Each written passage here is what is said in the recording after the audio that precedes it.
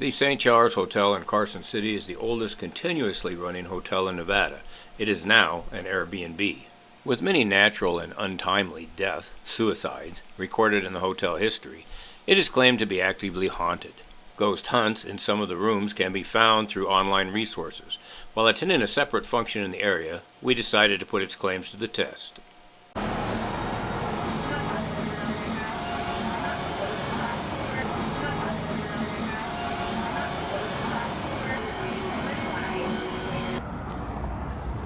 Well, here we are at the back end of the hotel here. What is this, St. Charles?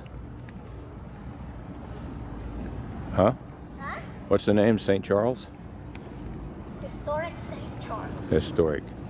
We're at the back end of the historic St. Charles. Told us to park across the street over here.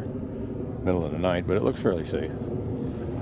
We're gonna go check out the room before we do anything else.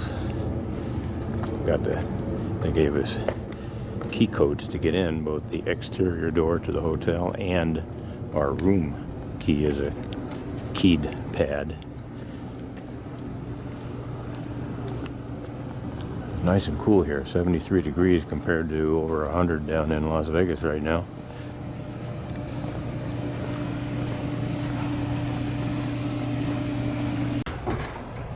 If you decide to stay at this Airbnb and you're checking in at night, you may be liable to fall into the same pitfalls that we did, so listen up. They will supply you with two unique keypad numbers, one to get into the external door of the hotel Airbnb, the second to get into your room once you get access to the inside. With the instructions, go up the rear steps and you will find the first door. What they didn't tell us is that the first door you encounter is not the right door. We were told to go up the back flight of stairs to find the door, which puts us right here where this light is shining down on us. But the actual door to gain entrance is actually up here, up the third flight of stairs.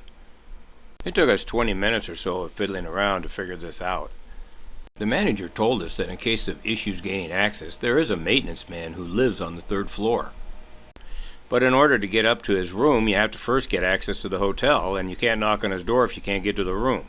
The manager is not on the property. She told us that we could call her anytime, day or night, and she would be able to reach the maintenance man. But that's kind of iffy for my part. Some of them have deadbolts.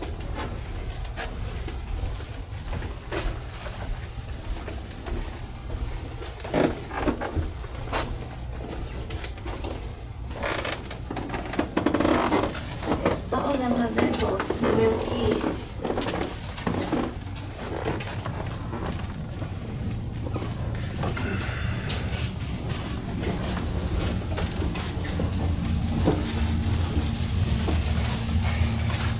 Here's an inside view of that door that we were just trying to get through. As you can see, it's padlocked from the inside. If we'd have been able to get through that door, we could have walked right into our room.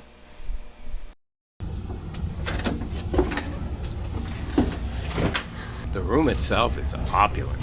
No other way to describe it. Very nice room. We've never done a ghost hunt before in a place that looked like this. What a nice suite, huh? It is. There is a plug on the floor. Yeah, good. Cool. I wonder what's out there that people can see in, huh? Looks like there's a roof there. There's a microwave. There's a fridge. Yeah. Cool. There's a coffee maker. There's a freezer and there's ice in it. Yeah.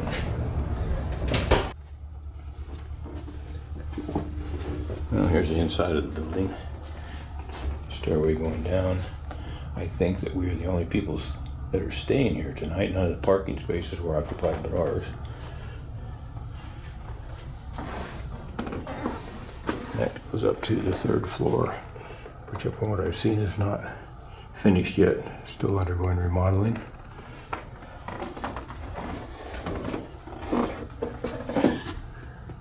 One of the empty rooms, I believe this belonged to the guy that used to be a ramrod for the stagecoach. I can't recall his name right now.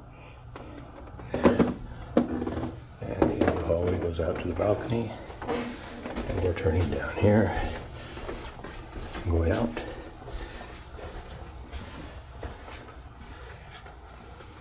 It's a loud clock.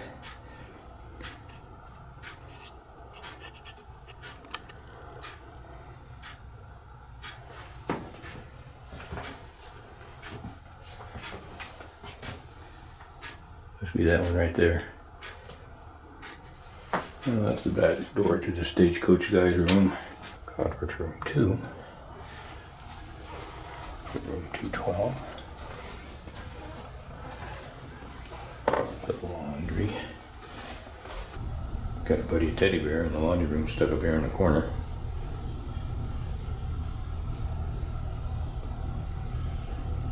Laundry room, loads of fun. Room 216, which I think is storage.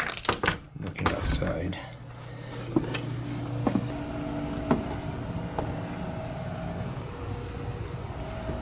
Here. Oh boy, is it noisy. Listen to that. That's terrible. Absolutely terrible. Why they don't fix these stairs.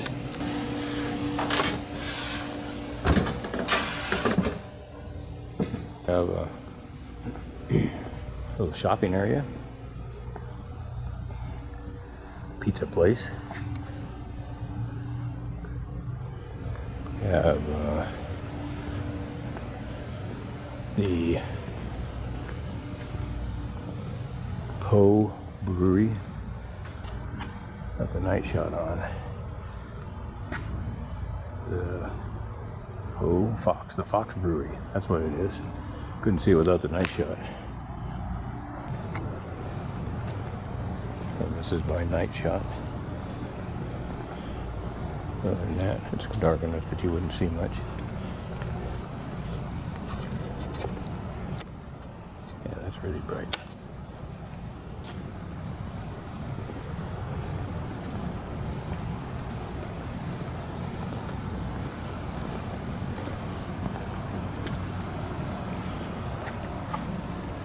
Yeah, Fox Brew Pub.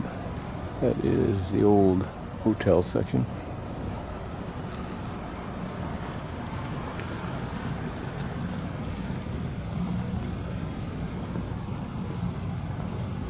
Across from the State Senate.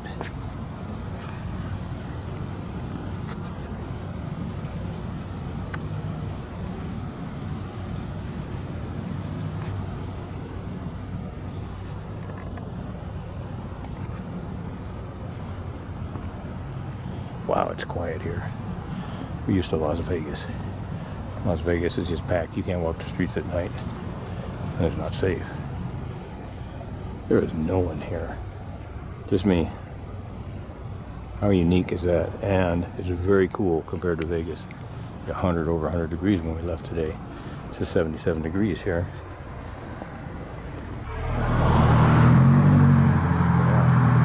Nice loud car went by. First one. Hotel lobby. Goes up to the lobby from the main street. Oh dang, this place is still open. Beer and wine. Lady just shut the door in my face of that one little pub. I guess letting me know that it's too late to come in there. And I'm going around the building. Gonna come back out at the parking lot and repark the truck. It says Fox parking only, or you'll be towed. Where you're gonna park when you come in, if you decide to book a room, is over here across the street where it says Sierra Nevada Realtors. And the parking space is right there. It's those posts right there, and there's no one there tonight. So I guess we are the only patron. So that's where we had to park. The hotel is over here across the street. And we offloaded first before we parked. I would advise you do the same. This is perfect. Looks like I'll be setting the equipment up right there. And it's set up just that fast. Haven't got the cameras hooked up yet though. By the time we get all the cameras hooked up and all the REM pods and other accessories set out, it is now 4:17 in the morning, well past bedtime. A while later, a very impressive moth scooted by, but I think he just looked large because of close proximity to the camera lens. During the nighttime, none of the devices activated and woke us up, except for a REM pod battery running down. In the morning light, the age of the room shows through. This wall appears to be part of the original hotel. In the brick structure, you can see where there was some kind of a standpipe attached there, probably for a pot-bellied stove. And then over on this side, we have a couple of hooks in the wall that maybe secured the whole wall from falling down at one time. But I would say that this part is all original. While the room is impressive, the captures are not. We got 0. So now we're going to do a daytime tour before heading out someplace else. You can hear an EMF detector registering in my pocket. That's where that door comes in from downstairs. It may have just been picking up electrical lines. It goes right up here and goes right into the second level. This is now the 3rd floor, which I believe is where they have apartments at. I was told when I paid for the room that there were some long-term rentals here somewhere.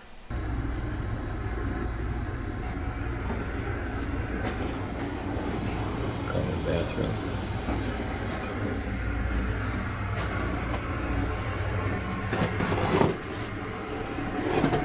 Outside door.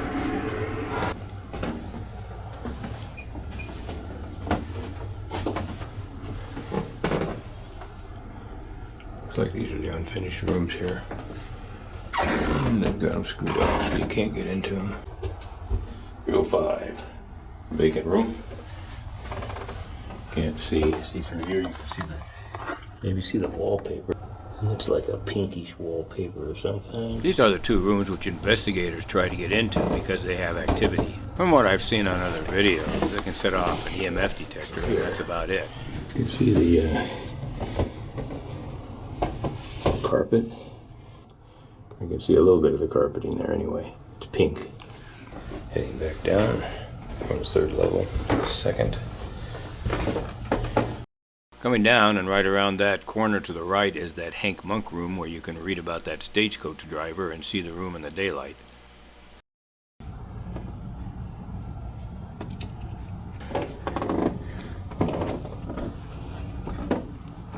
Small rooms. Nice old desk right there. Mm-hmm.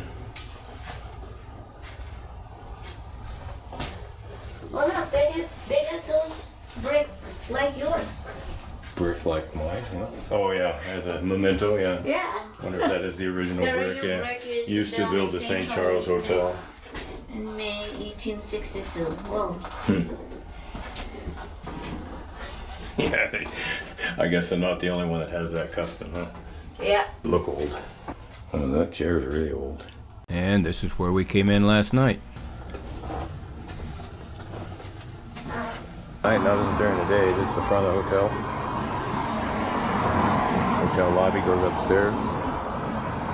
Hotel lobby also has a keypad on it, so you can't get in that without permission either. The back side of the St. Charles during the daytime, showing the fountain. Shops on the other side. The original stairs going up to the back side of the balcony, these old steel steps. Probably go back to the 1920s, 1930s. That's right behind us. A little western town, kind of like. In the dark, it looked better than those right here. Oh, look, they got a fountain here for kids to play in. That's kind of cool. Oh, there's the state legislature right across the street. We're up on the balcony here now, over the blue club. Fox is right below us.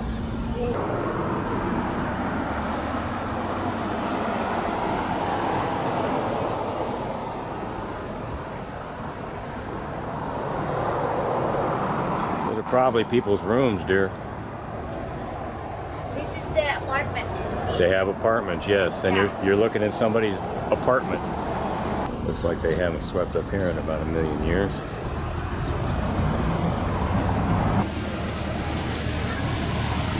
I missed the pub is underneath us. And here's the old sign, the old original sign, the St. Charles Hotel. says rooms to let daily, weekly, and monthly. Directly below in the pub, there's a specialty room containing old pictures of the hotel. After lunch, just ask.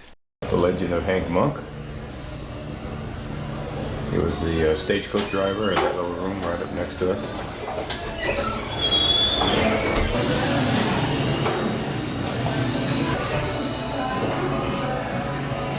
It goes back a ways. That was what it was when they first started converting it over.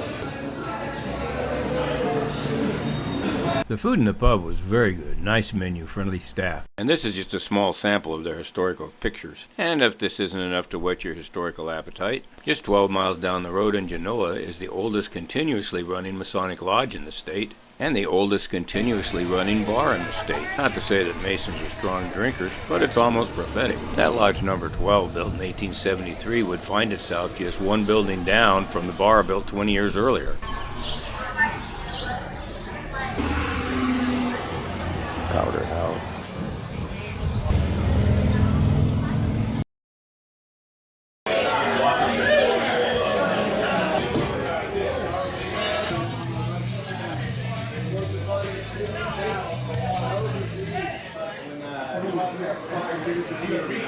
What is it? The owner says this bar is haunted by a ghost named Red who plays with a jukebox and throws straws at the staff. And if that isn't enough to perk your interest, there are half a dozen other places in town that claim haunted activity. From the cemetery to a hanging tree. And to top it off, on March 1st, 1964, Paradise Flight 901A flew into Genoa Peak above the town in an intense snowstorm, killing 85. Here's the bar in Genoa, and here's the crash site. The Lockheed L-49 Constellation was required to have de-icing boots on the leading edge of its front wings, but this plane had none. Instead, the owners had instructed the mechanics to paint the front of the wings black so it appeared that they had de-icing equipment. I think that alone would be enough to piss anybody off into becoming a ghost hanging around. A couple of these old structures are bed and breakfasts. Next time we come to town, we'll just forget Carson City and come and stay here.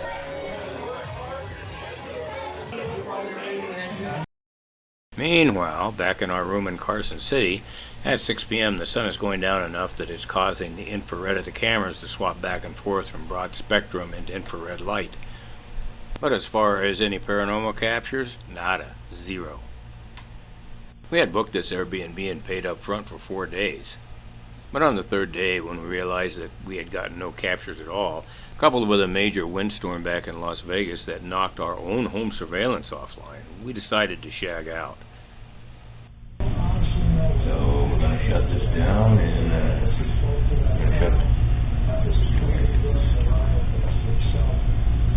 there we go. It is 12:32 p.m. Today before we check out. We're going to check out early. We haven't captured anything in the room here. And we're going to go ahead and shut it down now and head back to Hacienda in Las Vegas.